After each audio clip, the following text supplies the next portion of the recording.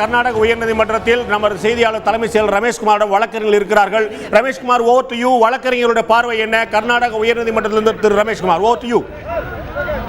இந்த வழக்கை ஆரம்பத்திலிருந்து, அதாவது சிறப்பு நீதிமன்றத்திலிருந்து தொடர்ந்து உடன் இருந்து பார்த்து வந்த மணிசங்கர் வழக்கறிஞர், பிரபல வழக்கறிஞர், மூத்த வழக்கறிஞர் மணிசங்கர் நம்மிடம் இருக்கிற, அவரிடம் கேட்போம். சார், இந்த தீர்ப்பு குறித்து உங்களுடைய கருத்து என்ன?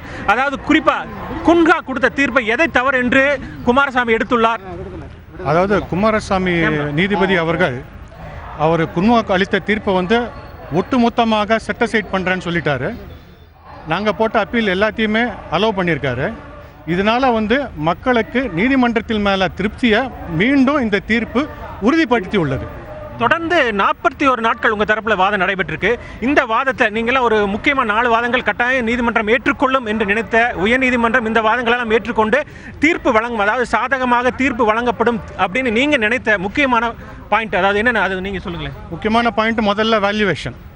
29 கோடி ரூபா கட்டடங்களுக்காக போட்டதுக்கு எந்த விதமான ஆதாரமும் கிடையாது. நம்பர் 1.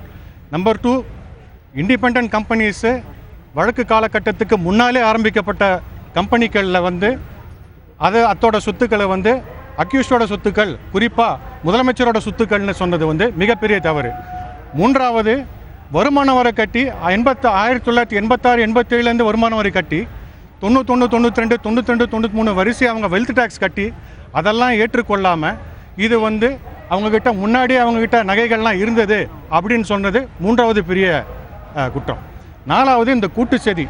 4 பேர் ஒரே இடத்துல இருந்தாங்கன்ற ஒரே காரணத்தை தவிர வேறு எந்த விதமான சாட்சியமும் அவங்க அரசு தரப்பில் இது பண்ணலை. அதை இந்த 4 எங்களுக்கு மிக முக்கியமான இதை எடுத்துக்கிட்டாலே கிட்டத்தட்ட 40 கோடி ரூபா போயிடும்.